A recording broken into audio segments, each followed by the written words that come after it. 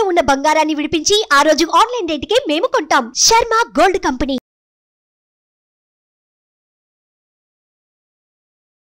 నమస్తే, welcome to Suman TV. నేను మీ యామ్ని. ప్రస్తుతం మనతో ఉన్నారు ప్రముఖ ఆధ్యాత్మికవేత్త జ్యోతిషరత్న శ్రీమతి కోనాల భాగ్యలక్ష్మి రెడ్డి గారు ఉన్నారు. అమ్మతో మాట్లాడి మనకున్న సందేహాలు అనేది అడిగి తెలుసుకుందాం. నమస్తే అమ్మా. నమస్తే అమ్మా. అమ్మ, మీరు ప్రతి నెల అంటే 12 రాశుల వారికి సంబంధించి విషయాల గురించి తెలియజేస్తారు కాబట్టి ఈ నెలలో అసలు జూన్ మంత్లో 12 రాశుల వారికి ఏ విధంగా ఉంటుంది, అలానే వాళ్ళకి సంబంధించిన పరిహారాలు కూడా మాకు తెలియచేయాలమ్మా మీరు.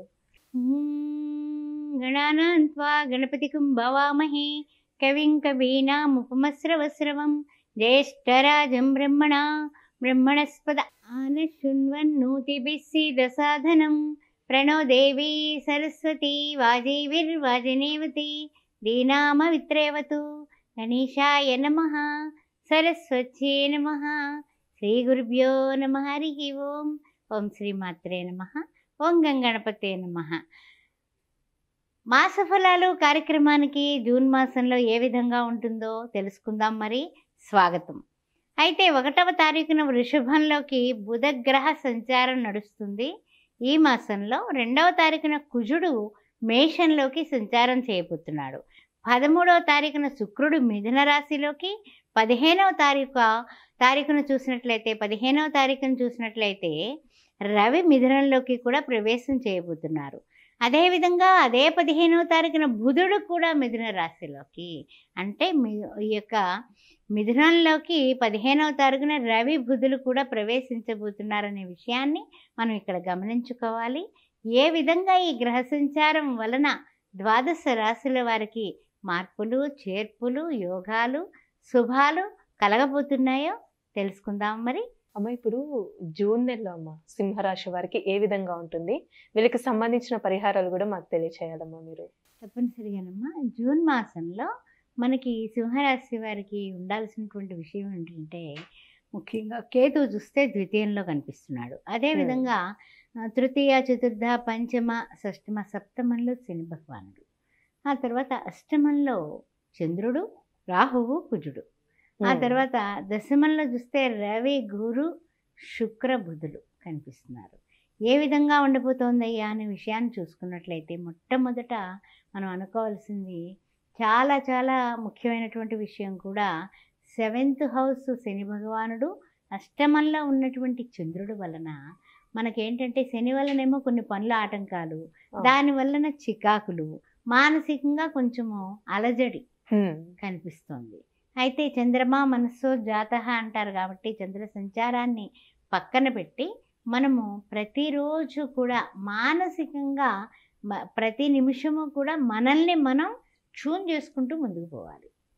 మఖా నక్షత్రం, పుబ్బా నక్షత్రం, ఆ తర్వాత ఉత్తర ప్రథమార్థం వాళ్ళు కూడా.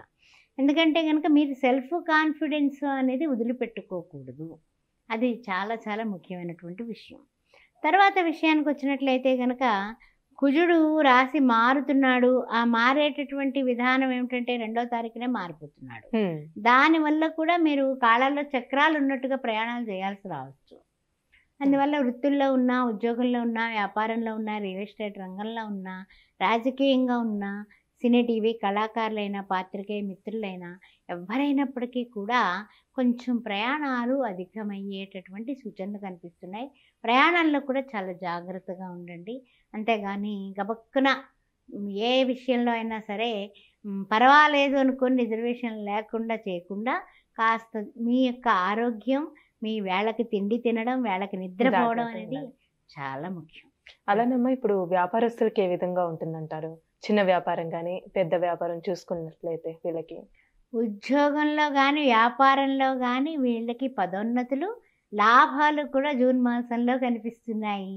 అది చాలా చాలా గుడ్ న్యూస్. లాభాల బాటలో ఉంటారు వ్యాపారస్తులారా. సంతోషంగా ఉండండి, ఆనందంగా ఉండండి. తర్వాత ముఖ్యంగా ఏంటంటే కొత్త కొత్త పరిచయాలు అవుతాయి.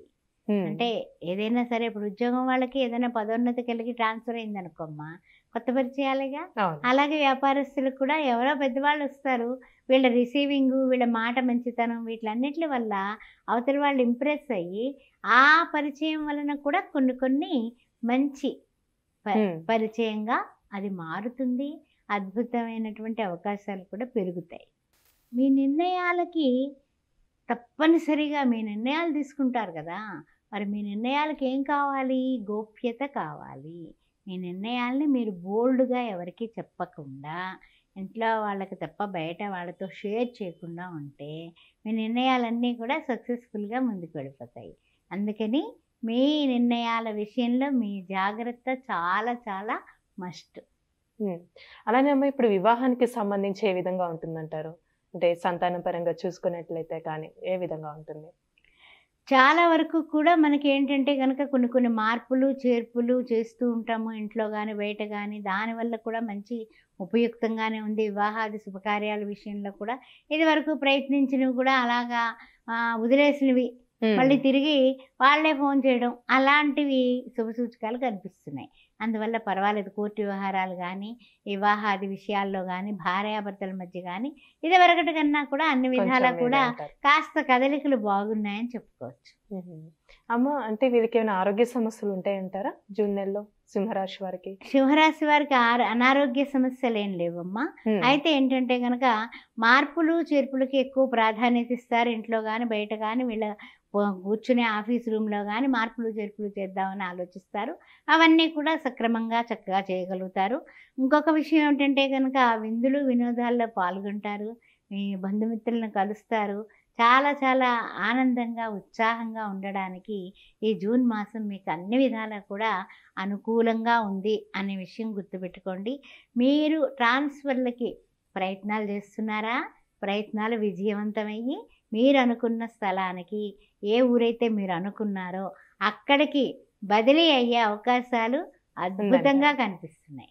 అలానే అమ్మ, ఈ రాశి వారికి సంబంధించి మనం ఎలాంటి పరిహారం చేసుకుంటే మంచిదంటారమ్మా సింహరాశి వారికి? సింహరాశి వారికి అన్నిటా బాగున్నప్పటికీ కూడా ద్వితీయంలో కేతు.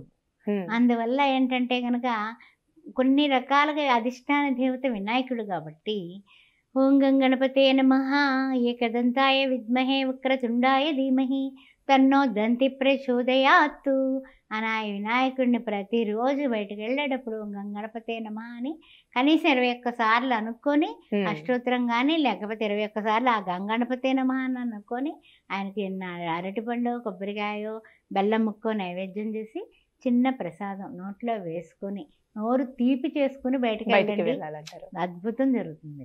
చాలా చక్కగా తెలియజేశారమ్మా సింహరాశి వారికి సంబంధించి. ధన్యవాదాలు మీకు. ఓం శ్రీమాత్రే నమః. సుమన్ టీవీలో మీ పర్సనల్ అండ్ బిజినెస్ ప్రమోషన్స్ కోసం కింది నెంబర్కి కాంటాక్ట్ చేయండి.